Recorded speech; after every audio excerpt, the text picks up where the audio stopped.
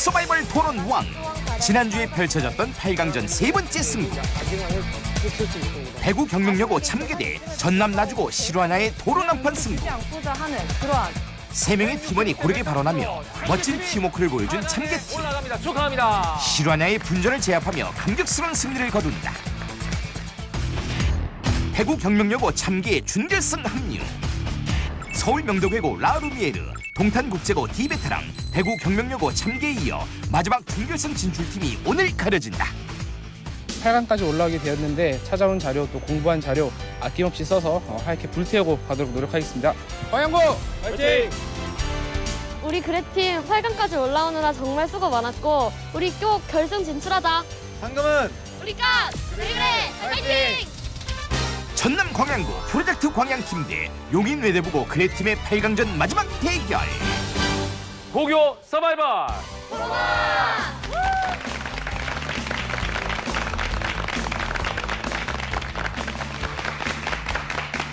시청자 여러분 안녕하십니까. 국회의정백 고교 서바이벌 토론왕 진행을 맡은 김현웅입니다. 반갑습니다. 자, 8강전 마지막 시간입니다. 네 번째 시간인데 오늘 함께할 두 팀을 소개해드리겠습니다. 전남 광양고등학교 프로젝트 광양팀 어서 오십시오. 자, 프로젝트 광양, 세 사람이 활동하고 있는 교내 인문탐구 그룹의 팀명이 바로 프로젝트 광양이라고 했었죠? 네. 자, 준서군, 지난번에는 저 프로젝트 광양팀이 반대 측 입장에 서서 얘기를 했었죠? 네. 예, 오늘은 이제 찬성 쪽에 있어요. 이제 물론 이제 저희가 찬반 토론을 해야 되기 때문에 양 팀을 이렇게 인위적으로 좀 나누긴 합니다만 어때요? 찬성 쪽에 서서 토론하는 입장. 원래는 반대 측에서 준비를 했었고 네. 그 자료 조사도 그거에 맞춰서 하다 보니까 이제 음. 찬성 측으로 바뀌면서 조금 네. 적응이 안 됐던 부분인 것 같아요. 이번에 논제가 반대 쪽이 좀 더 쉬울 것이다라고 예상하는 겁니까? 그렇게는 생각하지 않는데 네. 이 주제를 좀 저희가 좀 해석하는데 어려움을 겪어서 아, 그래요? 네, 자료 조사하는데도 시간이 좀 오래 걸렸던 것 같아요. 예, 자, 우리가 이제 논제는 아직 얘기하지 않았기 때문에 시청자분들은 과연 무슨 주제길래 이렇게 준서군이 어렵다라고 했을까 이렇게 생각하실 것 같아요. 이건 잠시 후에 제가 공개해드리겠습니다. 자, 성훈군, 네. 마지막 각오 한마디 좀 부탁드릴게요. 일단은 짧은 시간이었지만 네. 정말 최선을 다해서 준비했기 때문에 네. 저희가 가져온 자료 또 공부한 자료 네. 아낌없이 써서 하얗게 불태우고 가도록 하겠습니다. 하얗게 불태워요? 네. 밤새는 겁니까? 네. 밤새고 왔습니다. 하얗게 불태운다는 표현은 이제 우리가 그 보통 이제 온라이트 할 때 MT 가가지고 자 밤을 하얗게 한번 지새보죠 뭐 이렇게 표현하는데 그만큼 이제 열심히 하겠다 이제 이런 의미겠죠. 알겠습니다. 오늘 기대해 보겠고요. 자 여기에 맞서는 팀입니다. 경기 용인외대부고의 그래 팀 어서 오십시오. 자 그래 이 팀명이 토론에 임하는 긍정적인 마음 그리고 경청의 자세를 의미한다라고 팀명에 대해서 소개를 해준 기억이 납니다. 우리 민식 군은 어떻게 준비했어요? 시간이 좀 짧았나요? 아니면은? 네, 시간이 짧다기보다도 그냥 약간 생각하면 할수록 뭔가 계속 그 생각에 자꾸 물고 늘어져서 꼬여가지고 미궁에 빠져요? 네, 그래서 그냥 좀 저에게 좀 많이 어려웠던 주제였던 것 같습니다. 네네. 자, 혜지양 각오 한마디 부탁드리겠습니다. 말씀하신 것처럼 16강 때는 좀 아찔한 승부를 이겼지만 네. 이번에는 최선을 다해서 조금 더 여유로운 승부를 할 수 있도록 최선을 다하는 저희가 되도록 하겠습니다. 감사합니다. 자, 이렇게 오늘 양 팀이 8강전 마지막 네 번째 대결을 펼치게 되는데 양 팀에서 막 논제에 대해서 얘기하지 않습니까? 굉장히 궁금하죠? 요건 잠시 후에 소개해드리겠습니다. 먼저 이번에는 심사위원 세 분을 소개해드립니다. 토론의 고수가 진정한 실력자를 가려낸다. 토론교육 전문가 백춘현 전문심사위원. 법률가의 공정한 시선으로 평가한다. 변호사 임방글 전문심사위원. 지난 시즌에 토론왕이 심사한다. 시즌3의 우승자 유선명 전문심사위원. 세 분의 전문 심사위원과 함께 오늘도 아주 중요한 한 포인트 한 포인트 점수를 주실 분입니다. 대학생 방청 심사단 여러분을 박수로 환영하겠습니다. 어서 오십시오. 뭐 잘 아시겠습니다만 고교 서바이벌 토론왕 심사 방식을 말씀드리겠습니다. 전반 100점, 후반 100점, 총점 200점이고요. 100점은 점수가 이렇게 집계가 됩니다. 전문 심사위원 점수가 70점, 그리고 방청 심사단의 점수 30점.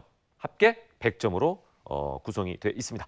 자, 그럼 이제 아까부터 계속 얘기했던 이 논제, 과연 어떤 논제가 주어졌길래 준서 군이 어려웠다. 그리고 민식 군도 어려웠다. 이런 얘기를 했을까요? 그 논제를 먼저 확인하시죠. 부모의 재산을 물려받은 후 부양의 의무는 나 몰라라 하는 이른바 먹튀 자녀들. 재산도 없이 갈 곳 없는 처지가 된 나이든 부모는 호소할 곳조차 없다. 이에 이들과 같이 불효막심한 자들이 생기는 걸 방지하기 위해서 불효자 방지법이란 새로운 법안이 발의됐다. 부모님께 재산을 증여받고도 노후에 정말 재력으로 힘이 없는 부모님들께 부양 의무를 지지 않는 그런 자녀들이 많이 늘고 있습니다. 그런데 부모님은 한번 자녀에게 준 재산을 다시 돌려받을 수가 없거든요. 이것을 개정을 해서 증여를 했지만 다시 그 재산을 돌려받을 수 있는 권리를 부모님께 주자라는 것이 바로 불효자 방지법이라고 할 수 있습니다. 재산 상속이 일반적이지 않은 유럽에서도 자녀에게 증여한 재산을 다시 돌려받을 수 있도록 한 규정이 있다. 이 역시 배은 행위, 즉 불효를 했을 때 그렇다. 이제 우리나라도 이에 대한 논의를 시작할 때다. 오늘의 논지, 불효자 방지법 제정. 그에 대한 찬반 토론이 시작된다. 이 논제가 왜 어려웠을까요? 아마도 준서 군과 민식 군은 효자라서 그런 게 아닌가. 네, 왜 이 방지법이 필요하지? 이런 생각을 했을 수도 있을 것 같습니다. 부모님을 모시는 게 당연한 거 아니야? 이렇게 생각하는 게 우리의 통상적인 생각이었죠. 우리 고등학생들의 생각은 어떨까요? 본격적인 토론을 지금부터 펼쳐보겠습니다. 자, 1라운드 시작합니다. 라운드 1. 입론과 반론. 1라운드 입론과 반론에서는 논제에 대한 입장 표명인 입론과 그에 대한 상대팀의 기초 반박인 반론을 찬반 두 팀이 주고받습니다. 입론 시간은 각각 3분, 반론 시간은 각각 2분. 자, 그럼 먼저 찬성 측인 광양고등학교 팀 입론자가 나와서 먼저 입론 발표가 있겠습니다. 자, 박경욱 군이 준비하고 있죠? 네, 박수로 함께 해주시죠.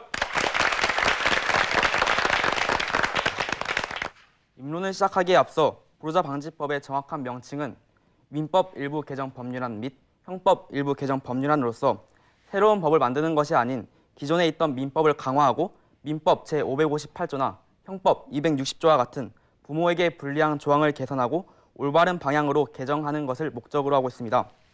이러한 개정안은 노년의 부모들에게 최소한의 보호장치 역할을 해주는 것을 목적으로 하고 있습니다. 그러면 불효자 방지법 제정에 대한 3가지 찬성 근거를 제시하고자 합니다. 첫째, 불효자 방지법은 노인들의 권리를 더욱 보장해 줄 수 있습니다. 불효자 방지법을 최초에 발의한 민병드 의원은 최근 잦아지고 있는 노인 학대의 모습을 보고 불효자 방지법을 만들었다고 합니다. 실제로 연도별 노인 학대 실태 조사를 보면 2008년에는 2,300건이었던 신고가 2013년에는 3,500건으로 5년 만에 약 1.5배가 상승한 모습을 볼 수 있습니다. 이러한 상황에서 불효자 방지법을 제정하게 된다면 형법 260조의 일부인 존속폭행에 대한 반의사 불벌죄와 친고죄를 폐지함으로써 부모들에게 더 강력한 권리를 줄 수 있게 됩니다. 둘째, 현행 민법은 너무 자식들에게 유리하게 치우쳐져 있어 부모들의 권리를 보장해 주는 데는 한계가 있습니다. 물론 현행 민법상 부모의 전 재산을 물려받고도 부모를 부양하지 않거나 범죄 행위를 하면 부모가 증여를 취소할 수 있도록 하고는 있지만 이미 넘겨준 재산은 해제의 효력이 막혀있기 때문에 사실상 증여 해제는 무의미합니다. 이런 현행법으로 인해 자식에게 전 재산을 주고도 부양받지 못해 거리에 나앉게 된 부모들이 소송을 하더라도 패소할 수밖에 없는 실정입니다. 셋째, 불효자 방지법은 전통사상인 효를 장려하며 가정의 질서 회복을 통해 사회적 통합을 이끌어낼 수 있습니다. 이영규 교수는 우리나라가 다른 나라와 비교했을 때 비교적 짧은 시간 내에 이렇게 사회적 발전을 이룩할 수 있었던 가장 큰 비결이 바로 효를 바탕으로 한 끈끈한 유대감으로 자식과 부모가 이루어져 있기 때문이라고 했습니다. 하지만 갈수록 효의 의미가 퇴색되어 가고 있어 실제로 가족 실태 조사에 따르면 2002년 자녀 10명 중 7명이 부모를 부양해야 하는 책임감을 가졌던 반면 2014년에는 10명 중 3명만이 부모를 부양해야 한다고 답을 했습니다. 불효자 방지법을 제정하는 것은 무너져가는 가족 윤리에 대해 고민해보고 효의 필요성에 대해 다시 한번 상기시키는데 무엇보다도 필요한 조건이라고 생각해 불효자 방지법에 대해서 찬성하는 입장입니다. 감사합니다. 네.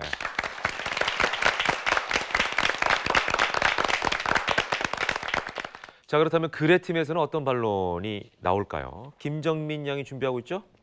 네. 자, 2분간의 시간이 주어집니다. 역시 30초 전에 벨이 울리니까 이 점을 참고하시기 바랍니다. 자, 준비됐으면 시작하겠습니다. 네. 자, 토론왕 출발!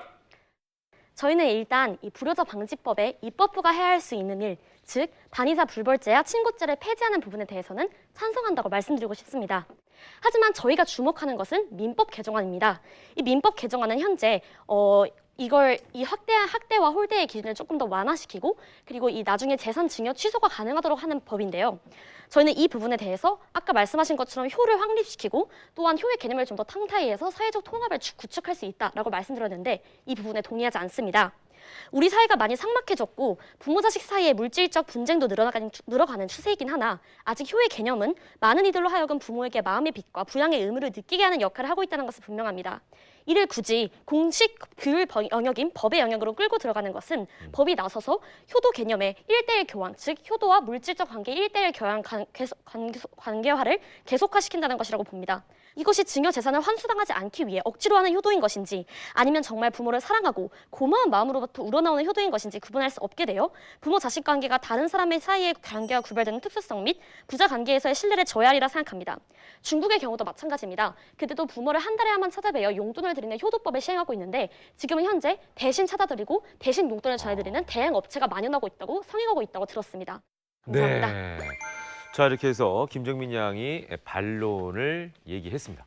자, 그러다 보니까 지금 반론 중에도 잠깐 이 반대 측의 의견이 나왔거든요. 이거는 이제 입론에서 좀 들어보면 더 확실하지 않을까 이런 생각이 들어요. 왜 반대를 하는지. 그죠? 자, 그래서 이번에는 반대 측의 입론을 한번 들어보도록 하겠습니다. 최민식 군이 준비하고 있죠?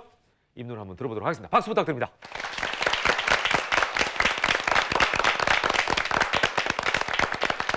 불효자 방지법이란 부모가 자식에게 증여한 재산을 취소할 수 있게 하는 법안으로 법을 통해 효를 실천하자는 것이 이 법의 근본 취지입니다. 저희는 불효자 방지법 제정에 대해 반대합니다. 왜냐하면 첫째, 불효자 방지법은 그 목적인 효의 실현이 불가능하기 때문입니다. 법은 사회 운영의 기초가 되는 만큼 언제나 명확하고 엄격해야 합니다. 그러나 효라는 개념 자체가 추상적이고 유동적이기 때문에 효에 대한 명확한 기준을 세우는 것은 불가능합니다. 만일 그 기준을 세우는 것이 가능하다고 할지라도 법을 통해 강제되는 순간 그것은 진정한 효라고 할 수 없습니다. 효는 부모를 사랑하고 공경과 예의를 다하는 정신적 자세를 의미합니다. 이를 바탕으로 자발적인 행위가 이루어지는 것이지 법적으로 그러한 행위를 강제한다고 해서 효가 실현되는 것은 아닙니다. 둘째, 불효자 방지법은 사회 갈등을 심화시킵니다. 이에 대해 소송의 문제점과 대화 축소 현상에 대해 설명드리겠습니다. 소송은 많은 비용을 소모하게 하고 소송의 과정에서 서로를 더 미워하게 만들며 결과적으로 상처만을 남깁니다. 부모가 재산을 돌려받는 데 성공한다고 하더라도 과연 자식과의 관계를 다시 돌이킬 수 없는 상황에 놓인다면 어떤 부모가 이 일을 좋아할까요? 반면에 대화라는 수단은 오랜 시간과 노력이 필요해도 결과적으로는 관계를 개선시킬 수 있습니다. 그런데 불효자 방지법이 제정된다면 이는 대화와 소송의 갈림길에 서 있는 사람들에게 소송의 길을 더 넓게 여는 것이고 결국 국가가 법으로 부모와 자식 간의 소송을 유발하는 셈입니다. 셋째, 불효자 방지법보다 더 나은 수단이 존재합니다. 개인과 개인의 관계에서 충분히 문제를 해결할 수 있게끔 해주는 효도 각서는 부모가 자식에게 재산을 증여할 때 각서를 통해 양측이 명시적인 기준을 가짐으로써 문제가 발생하더라도 현행 법안으로 충분히 해결할 수 있게끔 해줍니다. 다른 대안으로는 장기간 분할 증여 제도가 있습니다. 한 번에 증여를 하는 것이 아니라 부모가 자식에게 증여액을 분할해서 증여할 수 있게 하는 것입니다. 기간과 남은 기간의 증여 취소에 대해 자유로운 선택을 할 수 있게끔 만듦으로써 이른바 먹튀 자녀들을 막는 것 또한 가능합니다. 저희 측은 불효자 방지법이 첫째, 효의 실현이 불가능하고 둘째, 사회 갈등을 심화시키고 셋째는 더 좋은 대안이 존재하기 때문에 이에 대해 반대합니다. 감사합니다. 네. 찬성 측은 또 어떤 반론이 있을까요? 안성훈 군이 준비하고 있죠? 네. 자, 2분간의 시간을 드리겠습니다. 자, 준비됐으면 출발하겠습니다. 토론왕 출발! 네, 먼저 불효의 기준이 모호하다고 말씀을 해주셨는데요. 이 부분 같은 경우에는 대법원의 판례를 통해서 점차 정립해 나가는 과정이 훨씬 중요하다고 생각합니다. 그 예로는 실제로 우리나라에도 이혼 사유와 같은 사례들은 맨 처음에는 그 의미를 기준을 정하기 매우 모호했지만 후에 대법원의 판례를 통해서 점차 그 의미를 정립해 나가고 있고요. 그 다음으로는 소송이라는 과정을 통해 가정의 평화가 해칠 수 있다라고 말씀을 해주셨는데요. 이미 부모 자식 간의 소송이라는 갈 때까지 간 상황 아닙니까? 이 가족의 불화가 발생하는 것을 속대 표현으로 이제 갈 때까지 갔다고 제가 말씀을 드렸는데요. 하지만 이를 오히려 더 평화롭고 공정하게 해결할 수 있도록 불효자 방지법을 설치해야 하는 것입니다. 또한 재산을 이렇게 한 번에 주지 않고 배분해서 이게 하나씩 월별로 이렇게 줄 수도 있다라는 대안을 말씀을 해주셨는데요.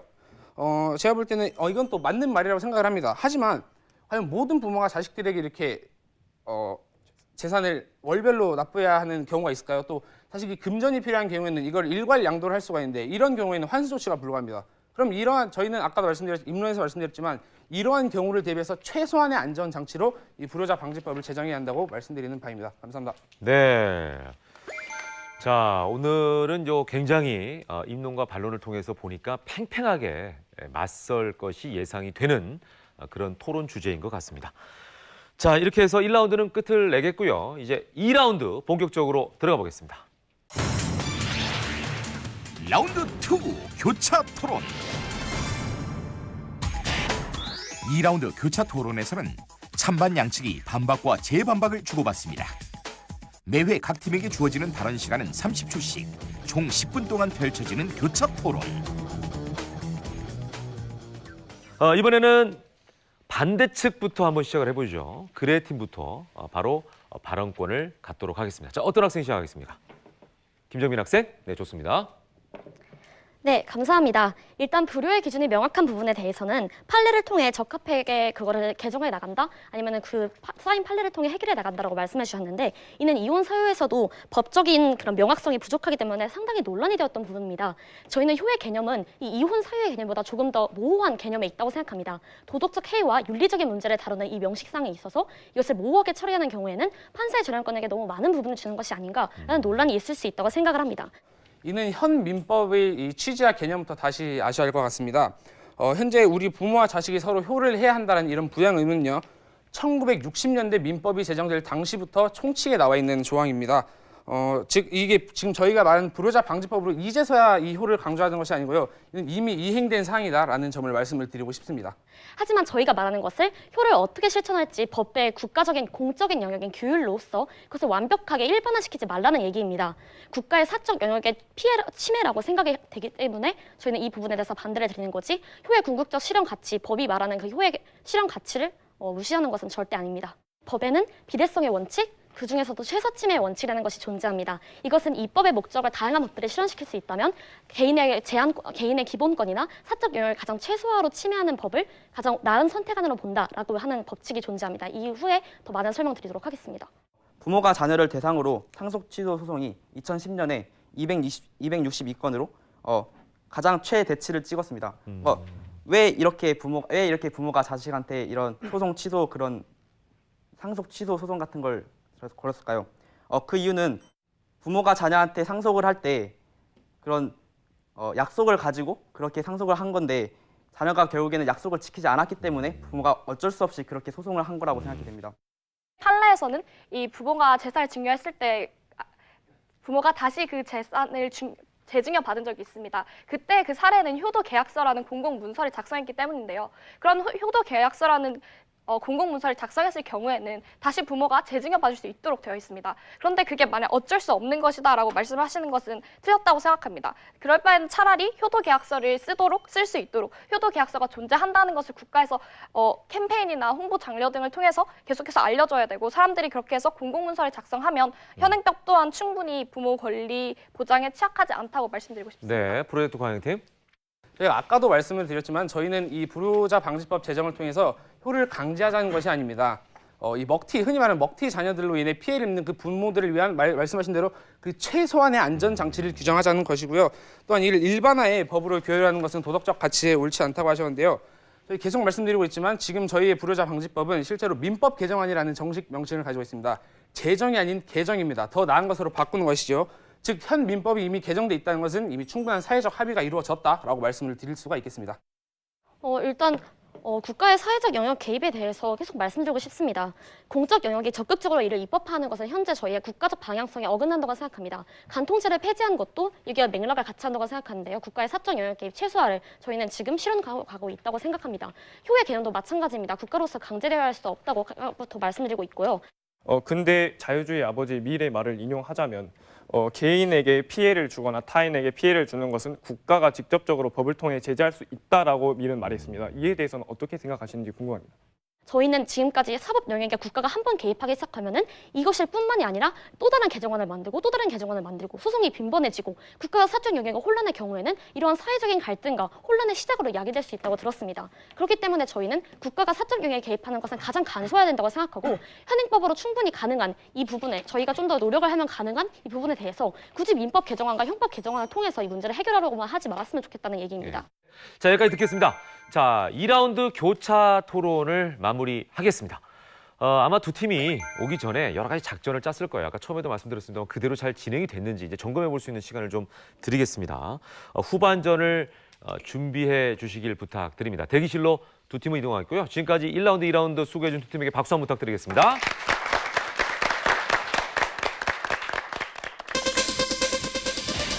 팽팽했던 전반전. 준결승으로 가는 길이 역시 만만치 않습니다. 심사위원과 방청심사단이 두 팀의 전반전을 평가하고 시작에 앞서 이번 논제를 준비하기에 많이 어려웠다고 말한 프로젝트 광양. 하지만 막상 토론에 들어가자 자신감 있는 태도로 열띤 토론을 펼쳐 보였습니다. 그레 팀은 쟁점을 놓치지 않는 치열함이 돋보였죠. 공격적인 토론을 펼친 그레 팀에겐 전반전이 너무 짧기만 했습니다. 저희가 준비한 거에 비해서 시간이 너무 짧아서 많이 말을 하지 못한 것도 있고 조금 더 명료하게 전달해야 했던 것들이 많았는데 그래서 점수가 이제 어떻게 나올지는 모르겠지만 그래도 저희가 말하고자 했던 것을 방청객분이나 또 심사위원 분들께서 알아주셔서 점수가 잘 나왔으면 좋겠다는 마음을 가지고 있습니다. 분명히 많은 자료를 준비하고 또 이해했음에도 불구하고 실제 토론에서 제대로 사용하지 못한 것 같아 조금 안타깝습니다. 이제 2라운드가 끝났으니 다음 라운드부터는 자료를 적극적으로 활용하고 저희 이해한 바를 술술 맛내서 좋은 토론을 할 수 있도록 노력하겠습니다. 심사평과 그리고 점수를 보고 후반전을 어떻게 준비하고 대비할지가 더 궁금해집니다. 그러면은 지금까지의 상황, 심사평을 좀 들어보도록 하겠습니다. 먼저 유선명 의원. 반론이나 교차 토론 같은 경우에는 저는 굉장히 만족스럽게 봤는데 반대팀의 입론 이후에 반대팀의 반론 같은 경우에 내용이 굉장히 좋았고 특히 어느 면에 찬성하고 어느 면에 반대하는지를 알려준 다음에 또 자기 팀이 어떤 입론을 펼칠 것인지에 대해서 소개했다는 점도 좋은 전략인 것 같은데 아쉬웠던 점은 읽고 있구나 하는 느낌이 역시 강하게 들었다는 것이고요. 뭔가 시간 내에 빨리 말하는 게 다는 아닌 것 같아요. 그렇죠. 저는. 네. 상대팀이 알아들어야 반론을 할 수 있는 거고 또 청중이 알아들어야 공감을 할 수 있는 건데 좀 그런 면에서 다음 라운드에서는 좀 더 양팀 다 노력이 필요한 것 같고요. 시청하고 계신 시청자분들을 위해서라도 지금 이제 우리가 논의하고 있는 논제에 대해서 좀 더 간략하게 설명을 해드리면 네. 법에서는 그 증여를 한 사람이 그 증여 없던 걸로 하자라고 할 수 있는 사유를 정해놓고 있어요, 민법에. 예를 들어 증여를 한 사람한테 범죄를 저지르거나 아니면은 증여를 한 사람이 갑자기 이 생계가 안 좋아진 거예요. 그래서 이 증여 약속을 이행하면은 내가 더 어려워진다거나 아니면은 부양 의무를 하기로 약속을 했는데 그 약속을 지키지 않거나 이런 경우에는 증여를 한 사람이 야 증여한 거 다 무효야 이렇게 할 수 있거든요. 하지만 단서가 뭐가 있냐면 내가 진짜 주고 난 다음에는 다시 달라고 못 해요. 그러니까 완전히 내가 주기로 할게 약속한 건 취소할 수 있어도 이 약속을 넘어서서 진짜 줘버리면 실제로 나한테 범죄를 저질렀다 해도 그걸 다시 가져올 수 없게 되거든요. 그러니까 돈이 다 넘어가고 난 다음에. 네, 이때는 다시 못 돌려달라고 해요. 네. 이게 이제 우리 법인데 그렇다 보니까 그러면 우리가 법으로 좀 이런 부모를 보호해주자. 근데 너무 또 그렇게 많이 막 효를 이행하지 않으면은 다시 되돌려준다라는 건 좀 심하니까 그것까지는 아니고 부모를 학대하거나 부모에게 부당한 대우를 하면은 다시 돌려받을 수 있게 법을 만들자. 거기에 또 추가로 설사 진짜 다 줘도 설사 다 줬다 하더라도 만약에 부당한 대우하고 그러면 다시 돌릴 수 있게 하자. 이런 개정안이 지금 마련돼서 논의 중인 상황이고요. 이제 이런 배경 지식을 갖고 이제 토론을 보시면 더 재밌을 것 같고. 입론에서는 각각 2개, 3개 이런 어떤 이유들이 서로 제시가 되었는데 이게 교차 토론에 가면서 2가지로 수렴이 됐어요. 그러니까 하나는 이 법을 제정을 해야 하느냐, 그러니까 그 법을 현재 있는 법으로도 충분히 가능하다. 또 다른 한편에서는 법을 제정해야 한다. 그리고 이제 또 다른 하나는 효의 개념이 무엇이냐. 효가 과연 법으로 제정할 수 있는 그런 명확한 개념이냐, 또 그렇지 않느냐. 이 두 가지 쟁점을 중심으로 해서 이루어졌습니다. 근데 그 양쪽의 그 쟁점이 약간씩은 조금 어긋나지 않았나 싶어요. 그러니까 찬성과 반대 양쪽이 상대방의 이야기에 대해서 좀 더 그 정확하게 이해를 하고 거기에 대해서 정확하게 대응을 했더라면 훨씬 더 우리가 판단하기가 좋았지 않았을까. 그래서 후반부에는 이게 어떤 방식으로 나타날지 그게 기대가 됩니다. 네. 이렇게 해서 세 분 심사위원의 심사평까지 들어봤습니다. 이제 점수가 집계됐습니다. 지금 뭐 심사위원분들의 말씀을 들어봐서는 양 팀이 굉장히 팽팽했다는 느낌이 드는데 과연 점수 결과는 어떻게 나왔을까요? 일단 중간 점수는 100점 만점으로 환산이 됩니다. 한번 확인해 보도록 하겠습니다. 프로젝트 광양과 그래와 프로젝트 광양팀의 중간 점수 공개합니다. 과연 두 팀의 전반 점수는 움직이던 점수판이 멈추고 광양고 73점, 용인 외대부고 77점. 4점 차로 앞선 그래팀. 접전 끝에 얻은 결과라 더욱 기쁨이 느껴집니다. 프로젝트 광양 아쉬울 수밖에 없죠. 하지만 이제부터가 진짜입니다. 전반전이 끝난 직후 저희가 지금 가담이 들어있고 있긴 하나 후반전에는 좀 더 자신감을 가지고 이를 극복해 보도록 하겠습니다. 뒤집기 한판 광양고 화이팅! 앞섰다고는 했지만 큰 점수차가 아니기도 하고 그래서 딱히 저희가 어떤 우위를 점했다기보다도 처음에 어떤 입론에서 더 많은 근거를 들었고 상대 측 반박을 좀 더 폭넓게 했다는 부분에 있어서 그 부분에서 조금 앞섰던 것 같습니다. 우승을 향하여 그래 가는 거야. 전반전 점수 내용 전문 심사위원 점수 49대 57, 방청 심사단 점수 24대 20, 총계 73대 77. 자, 4점 차이 그렇게 크진 않습니다. 이 점수차가 어떻게 변할지 후반전 기대해 주십시오. 라운드 3 1대1 토론. 3라운드 1대1 토론에서는 양팀 1대1 토론자의 단상 토론 그리고 교차 토론의 재개가 펼쳐집니다. 3라운드의 시간은 총 10분. 3라운드는요. 잘 아시는 것처럼 10분간의 시간이 주어지는데 그중에 5분은 1대1 토론, 5분은 교차 토론이 진행이 됩니다. 지금 1대1 토론 위해서 양 팀의 대표 주자들이 한 명씩 나와 있습니다. 이번에는 어떻게 안성훈 군이 먼저 시작을 할까요?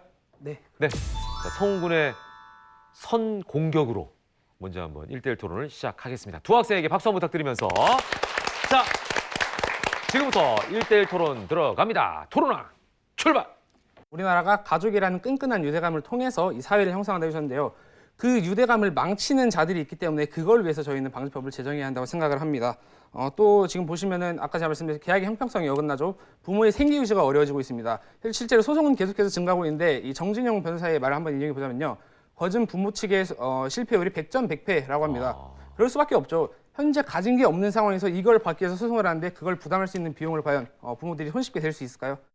과연 불효자 방지법이 시행된다고 해서 유대감을 망쳐왔던 분들이 갑자기 이제 효도해야 되겠다라는 생각으로 바뀔 수 있을까요? 저희는 이 금정적인 부모 자식 간의 껄끄러운 금정적 소송을 불효자 방지법으로 해결할 수는 없다는 것입니다. 즉 이것은 근본적인 해결책이 아니라는 것이지요. 그리고 또한 앞서 후에 말씀드려주셨던 이제 불효자 방지법이 나중에 정진원 변호사께서 부모가 항상 진다 이런 말씀을 해주셨는데 그건 당연하다고 생각합니다. 그렇기 때문에 입법부가 이렇게 그런 친구 불벌죄 이런 거를 해야 되는 것이죠. 대안으로 계약서를 아까 말씀을 해주셨습니다. 그리고 또 하나는 과연 이 국가가 개인의 법이라는 가치에 간섭을 해도 되냐? 근데 결국엔 계약서도 아까 말씀드렸던 그 두 가지 조건을 띠고 법이 계약서가 주는 그 강제성에 아래서 자식이 부모를 부양하게 되는 것입니다. 그럼 말씀하신 그 개인 사적 간섭에 대한 논리에 어긋나는 것 아닙니까? 아니라고 생각합니다. 사적 영역 같은 경우가 국가가 법으로서 규율하는 것은 엄연한 공적 부분이고 다른 한계를 가지고 있다고 생각합니다. 또한 저희가 말한 장기간 분할 증여제 또한 어떻게 생각하시는지 말씀해 주시면 감사하겠습니다. 장기간 분할 증여제 같은 경우에는요. 아까도 말씀드렸지만 언제나 예외의 경우는 발생하게 됩니다. 뭐 금전이 필요해서 부모가 전체 양도를 한 경우에 이에 대한 환수가 불가합니다. 그럼 이에 대해서는 어떻게 책임을 지실 겁니까? 이에 대한 대안이 있으십니까? 일괄 양도가 된 경우에는 어떻게 보장을 하실 겁니까? 환수받을 방법이 없는데 현행 민법으로는. 일괄양도된 부분에 대해서는 부모가 선택을 하는 경우였습니다. 현재 지금 민법으로서 그걸 처벌할 수 없는 것이 현실입니다. 그리고 만약 아무리 불효자 방지법이 시행이 된다 해도 방금 말씀드렸던 유대감을 깨는 자식들은 언제나 존재할 것이고 국가가 그것을 완벽하게 제지할 수 있는 것이 저희의 현실인데 저는 만약 그렇게 될 경우에는 입법 목적에 같은 다양한 방안이 있을 경우에는 국가가 가장 최소한으로 개입하는 법이 가장 나은 대안이라고 생각해서 그렇게 공적 영역으로서 규율하는 법안이 아닌 저희가 말하는 법안이 완벽하지는 않을지라도 선택을 하는 게 이외의 사회적인 갈등을 줄이고 상소 만능주의 아니면 법 만능주의를 그렇게 배제하는 그런 역할을 할 수 있다고 생각하기 때문에 저희가 말하는 대안이 나은 대안일 수도 있다라고 말씀드리는 것입니다. 여기서 또 한 번 저희의 쟁점인 최소한의 원칙이 나왔습니다. 헌법 37조에 명시가 되어 있고요. 37조 2항에는 이는 공공의 이익을 위해서는 제한될 수 있다라고 명시를 하고 있죠. 그 일례로는 한 부산의 한 고등학교에서 이렇게 명패를 착용하는 것을 가지고 학생들이 이건 개인정보보호법에 어긋난다. 이에 대한 인권소송을 걸었지만 인권위에서는 물론 위헌은 맞지만 이게 학교라는 공동 특정 단체 안에서 이게 누군가의 공공의 이익을 위해서라면 충분히 침해 가능한 사안이다.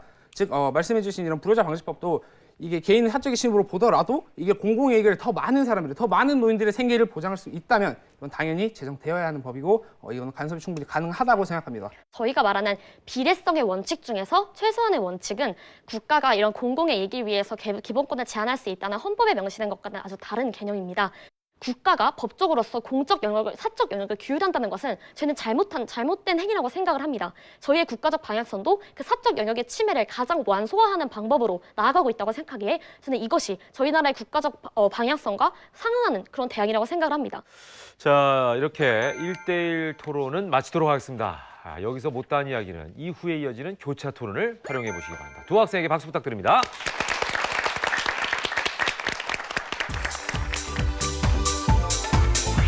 (1대1) 토론에서도 접전을 이어간 두 팀. 프로젝트 광양이 보기에는 같은 팀의 안성훈 토론자가 더 잘한 것 같은데요. 하지만 그의 팀 역시 마찬가지로 조혜지 토론자가 더 잘했다고 생각합니다. 성훈이가 저희가 얘기할 만한 근거들을 충분히 활용해줬고 상대방이 얘기하는 거에 중점 내용을 잘 반박한 것 같아서 1대1 토론이 잘 진행되었다고 생각합니다. 저희가 전반전에서 하지 못했던 얘기들을 잘 해준 것 같고 정리가 또 일목요연하게 잘 얘기를 해줘서 저희가 후반부에서 조금 더 유리한 입지를 끌고 갈 수 있지 않을까 하는 생각이 들어서 정민이에게 고마운 마음을 가지고 있습니다. 아까는 프로젝트 광양의 안성훈 군이 먼저 시작했기 때문에 이번에는 그레팀에서 먼저 시작하는 걸로 하겠습니다. 자, 교차 토론 시작하죠. 어떤 학생 먼저 시작하겠습니까? 네, 최민식 군. 우선 판선수께서 계속 얘기하는 불효자 방지법에 대해 들어봤을 때 가장 큰 의문점이 드는 것은 찬성 측은 이런 불효자 방지법의 역할이 노인들의 그런 최소 안정망의 역할을 한다고 말씀해 주셨습니다. 그렇지만 여기서 과연 이 법안이 모든 노인의 최소한의 안정망이 될 수 있을까라는 의문이 들었습니다. 증여라는 것은 저소득층에서 일하는 것이 아니라 사실상 대부분에 있는 고소득층의 사람들에게서 일어나는 일인데 과연 그렇다면 재산을 증여할 수 없는 사람에게 대해서는 더 이상 어떠한 안전망도 쳐주지 않는 것이 과연 국가가 할 일인가? 그렇다면 만약 정말로 노인들의 최소한의 안정을 만들고 싶다면 그것은 이런 법안을 제정할 게 아니라 노인 복지를 강화하는 게 우선이 아닌가 하는 생각이 듭니다. 무단횡단을 금지하는 법이 있음으로써 저희가 일상생활에서 무단횡단을 하지 말아야 된다는 그런 생각을 가질 수 있게 되는 것처럼 불효자 방지법을 제정하게 된다면 지금 현재는 그 효에 대한 생각이 점점 줄어들고 있는 이 상황에서 불효자 방지법을 통해서 좀 더 효에 대해서 깨닫고 효에 대해서 이해하고 상기시키는 그런 행동을 할 수 있다고 생각하고 현재 지금 증여에 관한 얘기를 해주셨는데 지금 저희가 증여에 관련된 법을 지금 개정을 하는 거는 증여에 관련된 지금 사회 문제가 가장 심각하기 때문에 이걸 먼저 우선적으로 해야 한다고 생각을 합니다. 이미 민법상에 그런 부양의 의무가 있다면 마찬가지로 부양의 의무를 이행하지 않았을 경우에 대한 처벌도 분명히 존재합니다. 앞으로 증여할 재산에 대한 취소를 가능케 하는 것이 바로 그것인데요. 물론 이 법안이 재증여에 관한 논의가 이루어지지 않고 있다는 점에서는 동의하고 있습니다. 그렇지만 저희 층은 이에 대해서 3가지 대안을 제시하였고 분할 증여나 아니면 자연스러운 효 문화 정착 등의 여러 가지 다른 방법을 통해서 분명히 해결할 수 있는 문제임에도 불구하고 국가가 나서서 국가적 가치관을 확립해버리고 그것을 확립하는 것 자체가 어떻게 보면 우리나라의 그런 효라는 문화 자체를 마음대로 단정지어버리는 행위고 그것은 결국 효의 퇴색이라고 생각합니다. 이러한 효 문화를 정착하려는 시도 자체가 국가적 그리고 사회적으로 이루어지는 것인 만큼 개인의 사적 영역을 침범하는 것이라고 볼 수 있는데 국회에서 통과된 법안 중 하나에는 효행장려법이라는 제도가 있습니다. 그 제도는 효행을 국가 법으로 제정해서 효를 시행했을 시에 상금을 주고 효를 제대로 시행하지 않았을 경우 벌금을 물리는 제도를 시행하고 있는데요. 이는 사회적 합의를 통해서 법으로 제정된 것인데 이에 대해서 어떻게 생각하십니까?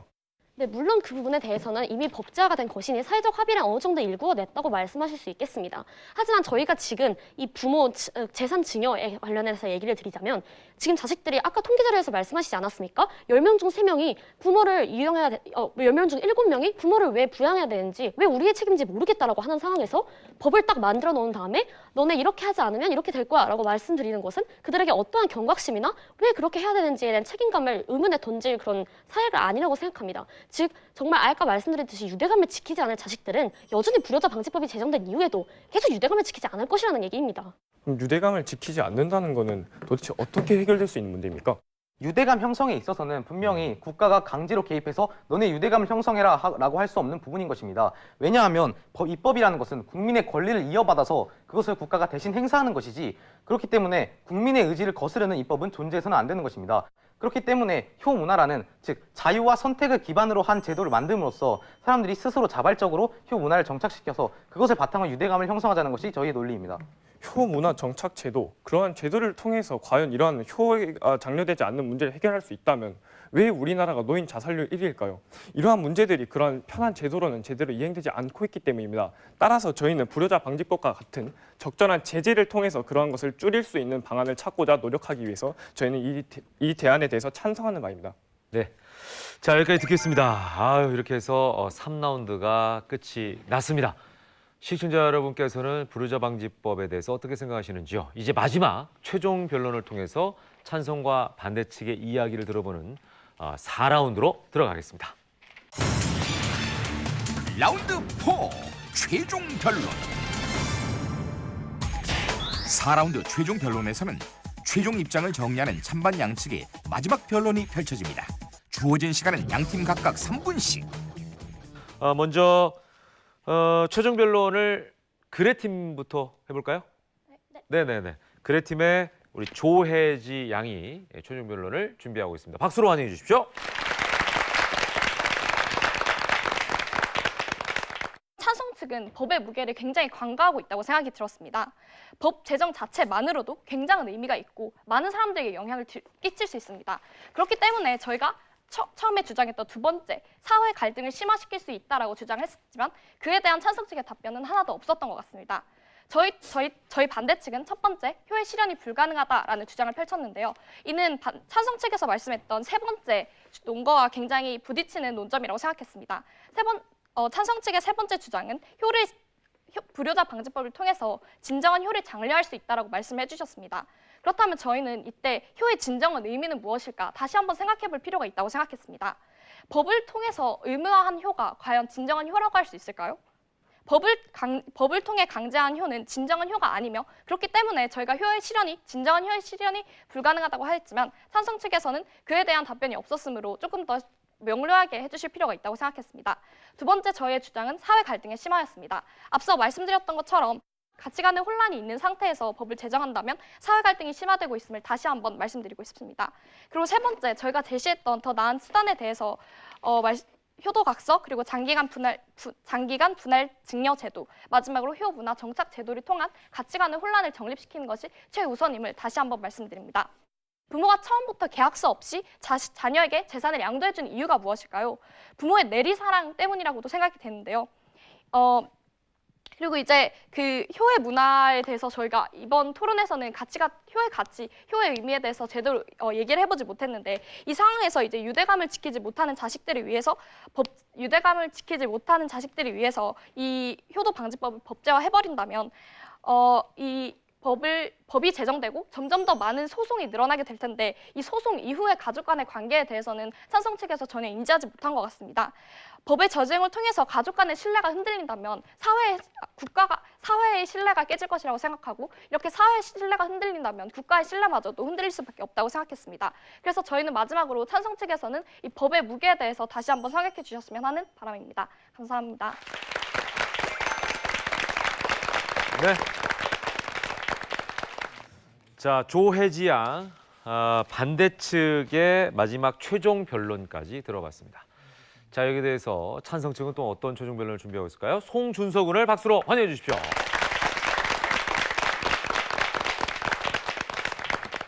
삭막한 세상 속 부자 간의 관계마저도 멀어지고 있는 현실.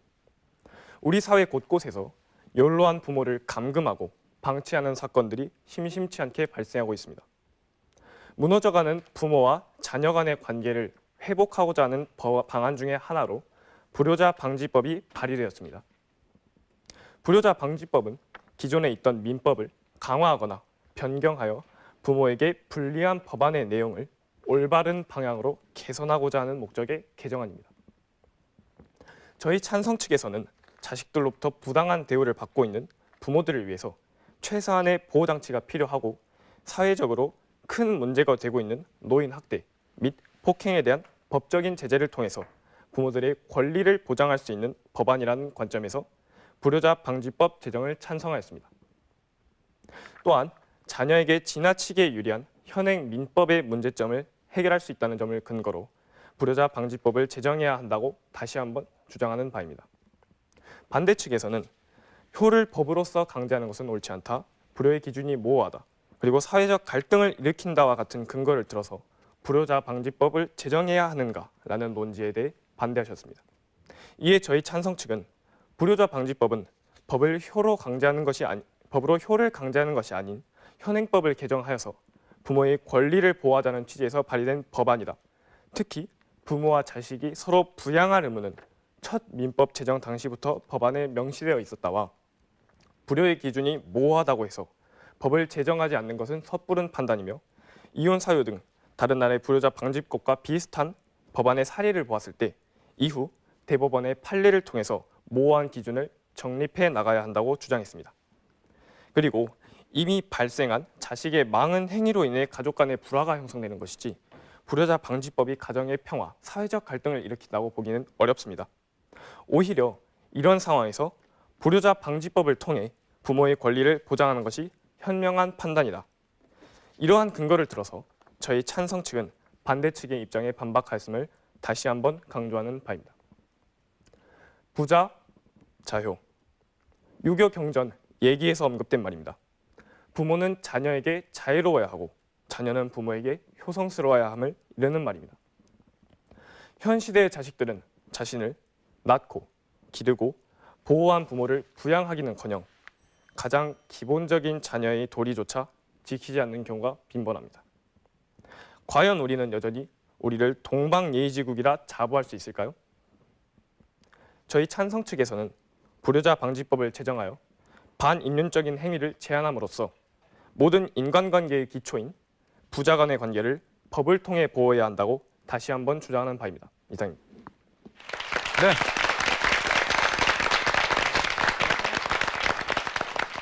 이제 두 팀의 마지막 점수가 집계되는 동안 심사평을 들어보도록 하겠습니다. 먼저 백춘현 위원님 어떻게 보셨습니까? 전반적으로. 양쪽 팀에서 부딪혔었던 쟁점은 두 가지였어요. 이제 하나는 그 가족 간의 관계를 계약론적 관점에서 볼 것이냐 아니면은 공동체적 관점에서 볼 것이냐. 두 번째는 법 제정의 필요성. 불효자 방지법을 제정해야 한다라는 쪽과 다른 한쪽에서는 현행의 법으로도 가능하다. 이 이야기는 불효자 방지법을 제정할 필요가 없다라고 하는 거죠. 두 개의 쟁점들이 서로 부딪혔는데 사실 이렇게 쟁점이 부딪힐 때는 우리는 그 이유와 근거를 보죠. 왜 제정해야 한다고 보느냐 아니면 또 왜 제정해서는 안 된다고 보느냐. 양쪽이 조금 어떤 그 가정에 근거한 이런 논증을 이렇게 펼쳐간 그런 면이 있었습니다. 이 두 가지가 이 두 가지를 어떻게 판단을 해야 할지 사실 그게 이제 조금 좀 어려웠던 그런 부분이었죠. 찬성팀이 그 마지막 최종 변론했던 그 학생을 칭찬하고 싶은 게 이제 내용 뭐 이런 거 다 떠나서 우선 말하는 속도와 그리고 이제 내용의 그 짜임, 그러니까 나의 주장 얘기하고 뭐 반대편 반박 한번 하고 그래서 시선 처리 이런 점에서는 상당히 정리된 듯한 모습을 보여줘서 보는 사람, 듣는 사람 입장에서 굉장히 내용이 잘 들어왔습니다. 반대팀의 전략이 좀 무조건 좋은지 나쁜지 판단할 수는 없겠지만 어쨌든 이 주제를 판단함에 있어서 사실 효도 중요하고 뭐 개인들의 사적 영역에 간섭하지 않는 것도 중요하고 이 두 가지를 다 가져가려고 했잖아요. 그래서 뭔가 전략적으로 좀 안전하고 좀 쉽게 가려고 했던 것 같다는 느낌을 받았어요. 그게 뭐 좋은지 나쁜지에 대해서는 섣불리 판단을 하기는 어렵겠지만 그래도 어쨌든 주제를 해석할 때 좀 자신들이 말하기가 제일 많을 것 같은 방향으로 뭔가 불효자 방지법은 반대하지만 또 다른 제도들을 갖고 와서 비슷하지만 다른 제도들을 갖고 와서 그래도 이 제도들이 있다 하는 말을 많이 했었는데 저는 그 점이 사실 이 제도들이 그렇게 다르지는 않잖아요. 그래서 좀 안전하게 가려고 했구나 이런 인상을 좀 받았던 것 같습니다. 근데 여러모로 장단점이 있었던 그런 전략이었던 것 같아요. 자, 전반전에는 4점을 앞서고 있었던 그레 팀이었죠. 자, 후반전의 마지막 결과를 확인해 보도록 하겠습니다. 프로젝트 광양 그레와 프로젝트 광양팀의 최종 점수 보여주세요. 치열했던 전후반 어떤 팀도 승리를 장담할 수 없는 상황. 과연 최종 결과는 148대 145. 프로젝트 광양 전남 광양고 프로젝트 광양이 4강전에 진출합니다.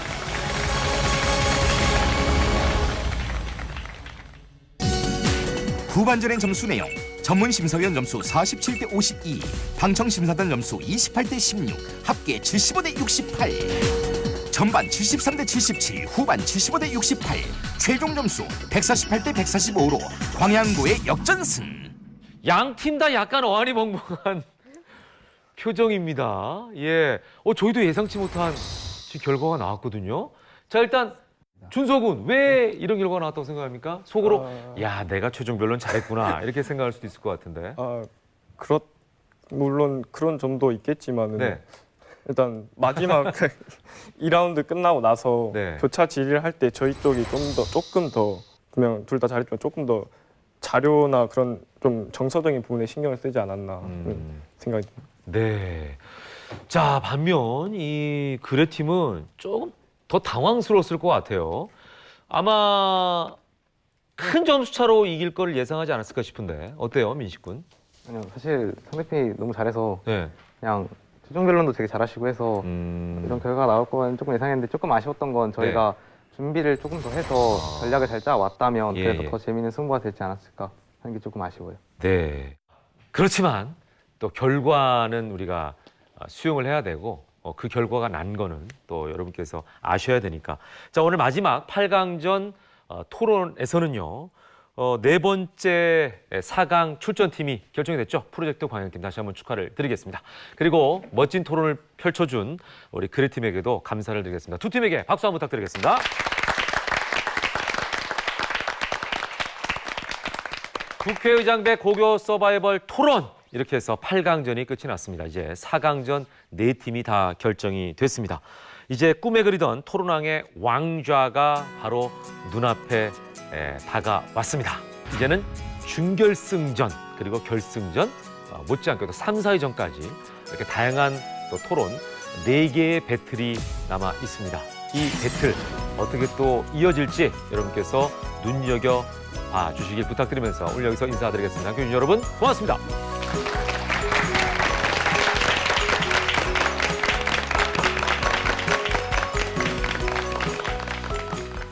물론 아쉬운 결과였긴 하지만 앞으로 저희가 이제 발전 가능성을 가지고 있고 학생이기에 그리고 지금까지 토론이 너무 재밌어서 알찬 경험이 됐기에 전혀 후회하지 않는 승부였던 것 같습니다. 네, 앞으로도 열심히 하는 그래 되겠습니다.